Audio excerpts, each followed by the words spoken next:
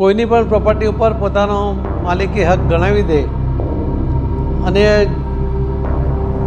એ જગ્યા એ પ્રોપર્ટી એ બધું જ એ સંસ્થાની માલિકીનું થઈ જાય, આ તો યોગ્ય નહોતું અને એટલા માટે વકફ બિલ લાવવામાં આવ્યું. માન્ય રાષ્ટ્રપતિજીએ એની પર પોતાની મોહર મારી છે અને કાયદાનું રૂપ આપ્યું છે. એના માટે હું એમનો આભાર માનું છું.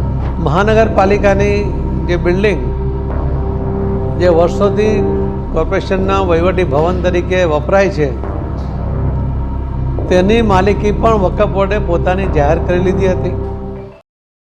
વકફ બોર્ડ સુધારણા એ લોકસભામાં પારિત થઈ ગયું છે અને ભારતીય જનતા પાર્ટી એ વકફ બોર્ડ બિલને લઈને સખત એ આક્રમક મૂડમાં જોવા મળી રહી છે.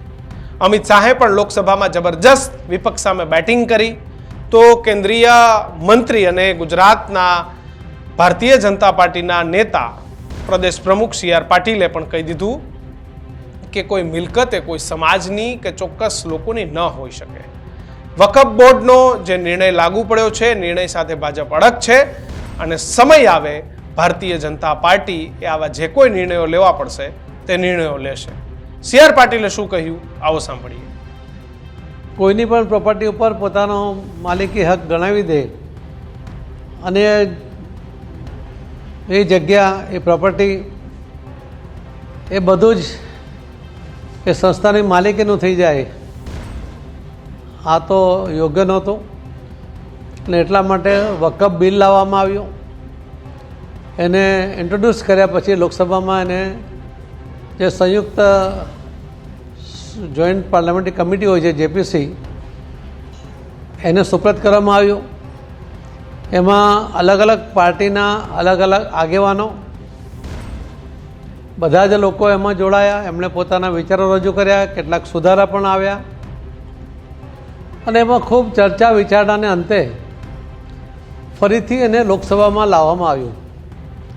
લગભગ 8 કલાક જેટલો સમય એના ચર્ચા માટે ફાળવવામાં આવ્યો હતો, પણ લોકસભામાં પણ 12 કલાક અને રાજ્યસભામાં પણ લગભગ 12 કલાક સુધી બંને લોકસભા અને રાજ્યસભાએ એમાં ખૂબ વિસ્તૃત ચર્ચાઓ કરી.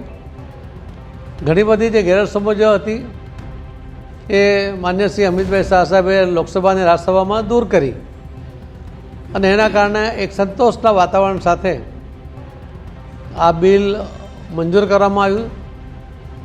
પ્રક્રિયા મુજબ લોકસભામાં પાસ થયા પછી રાજ્યસભામાં ગયું, ત્યાં પાસ થયા પછી એ માન્ય રાષ્ટ્રપતિજીને મોકલવામાં આવ્યું હતું અને માન્ય રાષ્ટ્રપતિજીએ એની પર પોતાની મોહર મારી છે અને કાયદાનું રૂપ આપ્યું છે. એના માટે હું એમનો આભાર માનું છું અને માનનીય પ્રધાનમંત્રી શ્રી નરેન્દ્ર મોદી સાહેબ, શ્રી અમિતભાઈ શાહ સાહેબ અને તમામ કે જેમણે આ ચર્ચામાં ભાગ લઈને પોતાના વિચારો રજૂ કર્યા એ તમામનો પણ આભાર માનું છું. અને આખા દેશના તમામ લોકોને આ વકફ બિલને કારણે જે અમાપ સત્તા ધરાવતી સંસ્થા ઉપર કંટ્રોલ પણ આવ્યો છે અને બાકીની સિક્યોરિટી પણ આવી છે, એના માટે હું ખૂબ ખૂબ અભિનંદન આપું છું. સાથે જ સી આર પાટીલે કહ્યું કે વકફ બિલની સત્તાનો કડવો અનુભવ એ સુરત શહેરમાં થયો હતો. મહાનગરપાલિકાની વર્ષો જૂની બિલ્ડિંગને વકફ બોર્ડ તેની જાહેર કરી હતી, જે જગ્યા પરત મેળવવા માટે હાઈકોર્ટમાં પણ લડત લડવી પડી. શું કહ્યું હતું સુરત મહાનગરને લઈને પાટીલે એ પણ સાંભળીએ. વકફ બિલ માટે આપણે ઘણા દિવસથી લોકોના મનમાં અજંપો બી હતો, એને મળેલી અભાવ સત્તાઓ માટે અસંતોષ બી હતો અને આવા નિયમો રદ થવા જોઈએ, એમાં સુધાર થવો જોઈએ એવી તમામ લોકોની અપેક્ષાઓ પણ હતી. અને એમાં ફક્ત હિન્દુ નહીં પણ પારસી હોય કે મુસ્લિમ બિરાદરો હોય એ પણ ખૂબ મોટી સંખ્યામાં એમાં સંમત હતા. વકફ બિલનો વકફની સત્તાનો એક કડવો અનુભવ એ આપણને સુરત શહેરમાં પણ થયો હતો. મહાનગરપાલિકાની જે બિલ્ડિંગ જે વર્ષોથી કોર્પોરેશનના વહીવટી ભવન તરીકે વપરાય છે તેની માલિકી પણ વકફ બોર્ડે પોતાની જાહેર કરી લીધી હતી. એના માટે હાઈકોર્ટમાં લડાઈ લડવી પડી હતી અને ત્યાર પછી એમાં સુરત મહાનગરપાલિકાનો વિજય થયો હતો.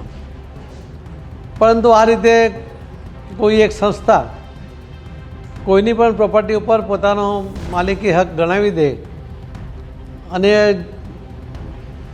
એ જગ્યા એ પ્રોપર્ટી એ બધું જ એ સંસ્થાની માલિકીનું થઈ જાય, આ તો યોગ્ય નહોતું અને એટલા માટે વકફ બિલ લાવવામાં આવ્યું. તો ભારતીય જનતા પાર્ટી એ વકફના મામલે સતત આક્રમક જોવા મળી રહી છે.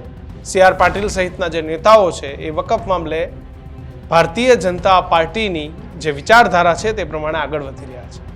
સમગ્ર ઘટનાને લઈને તમારું શું કહેવું છે કમેન્ટ બોક્સમાં લખજો. જોતા રહેજો ન્યૂઝરૂમ. નમસ્કાર.